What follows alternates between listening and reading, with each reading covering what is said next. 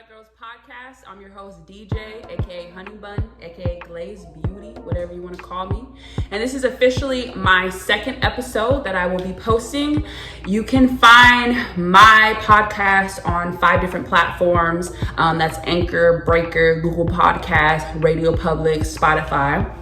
And now you can see me on YouTube. So I'm creating visuals for my podcast as well. So we are super lit over here. So let's just get into the topics. Let's just get right into the topics. I'm going to be talking about some stuff that's been happening for months in this crazy year. Some stuff that's been happening for like 2 weeks or a week now. But I'm going to give you the sassy Black girls perspective. Okay. So let's get into Black men in the industry and the bad light that they find themselves in. And there is 2, attributes. There's 2 attributes in this dimension of Black men, bad reputation. And those 2 attributes are, conspiracy theorist. Hey, why is it every time a Black man is about to move up or about to own some stuff, then somebody comes out with some type of story that they might have raped them or they might have taken advantage of them or whatever the case may be. So some people feel like, Black men that are in the industry about to excel are targeted so that their reputation is diminished. And so that those business deals that they are trying to pursue no longer happen. And so that they're pretty much locked up in jail. Okay.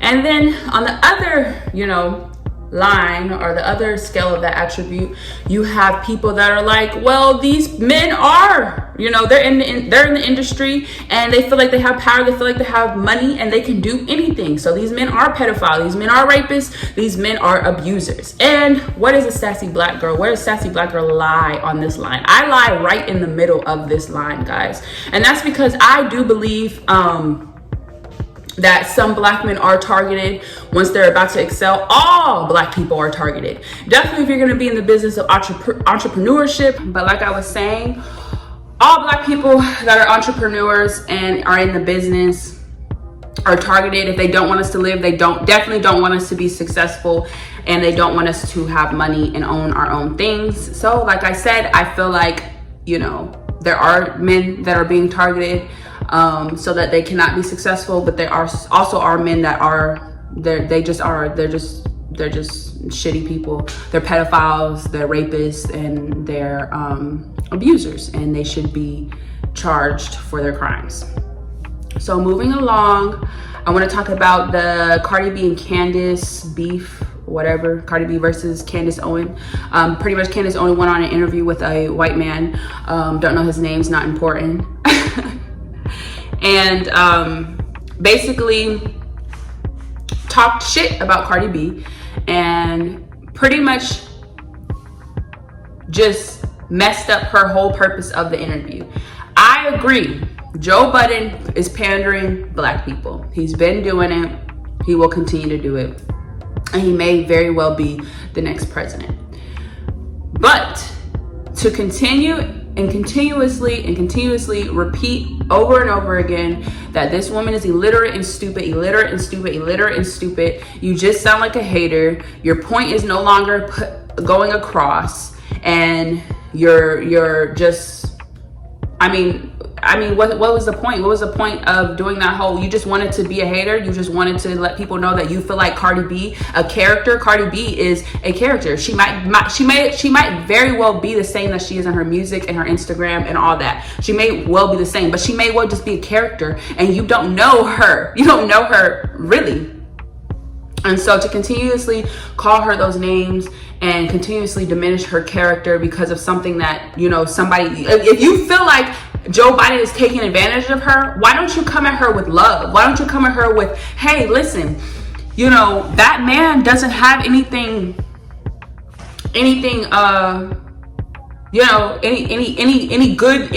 like things for us. If that's how you feel, he's pandering and using you, then that's what the interview should have been focused on, not you continuously you know, calling her illiterate and stupid and all that stuff. So I just felt like her message got diminished. I think if she's a Republican or Trump supporter, I don't know. I don't care.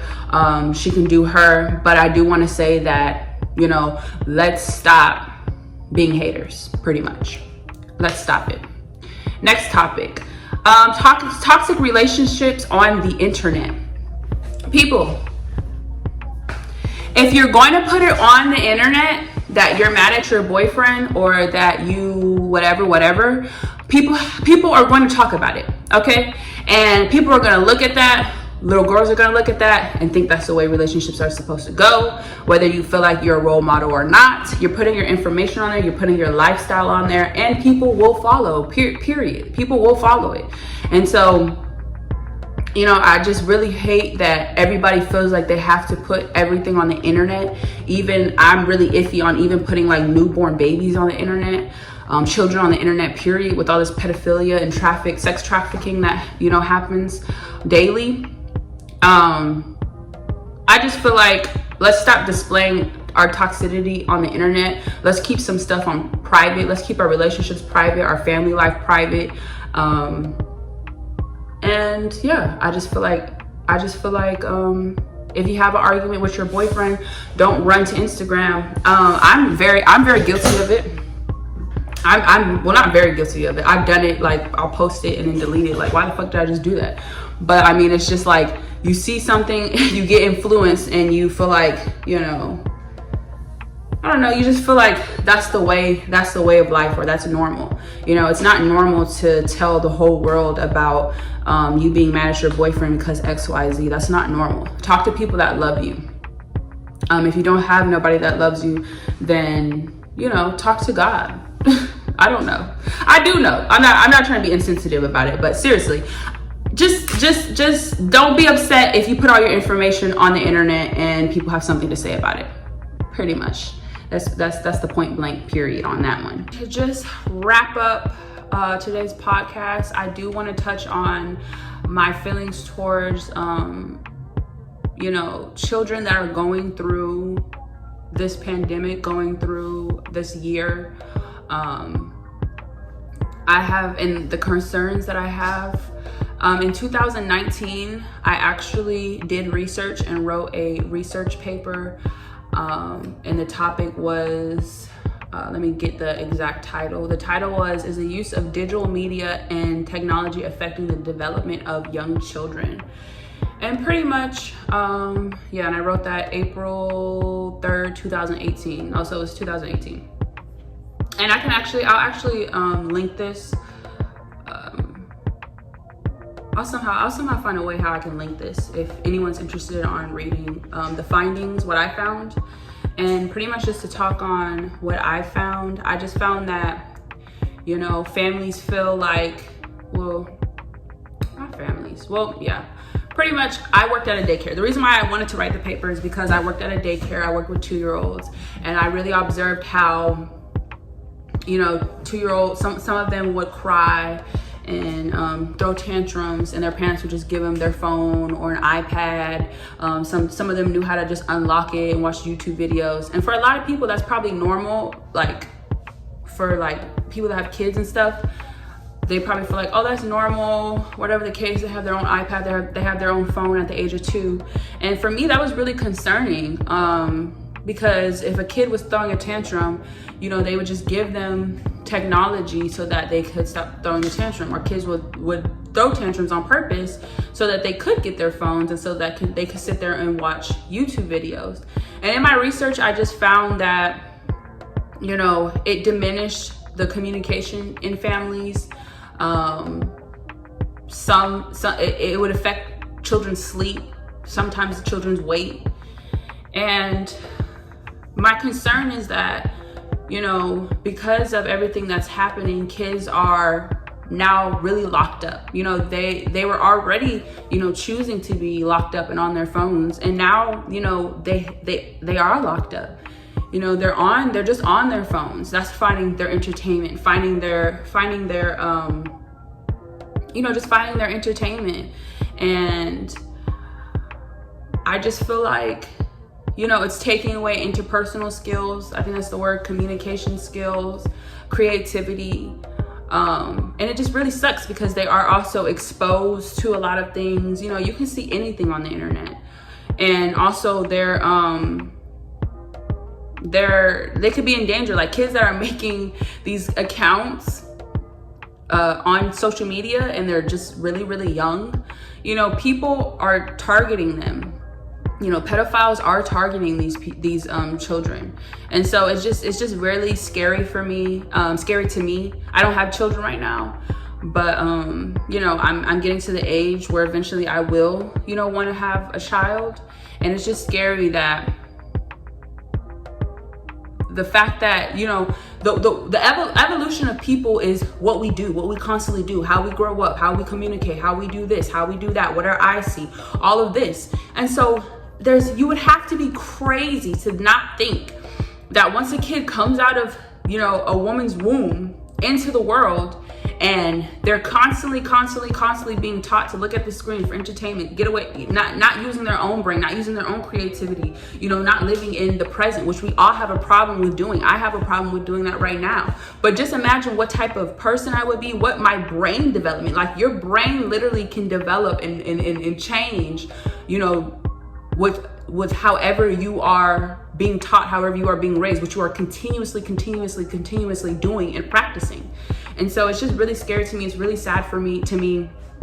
You know, I feel for the kids. I also feel for the parents that are going through this, that, you know, probably feel the same way. And I'm just gonna keep, you know, the kids in my prayers.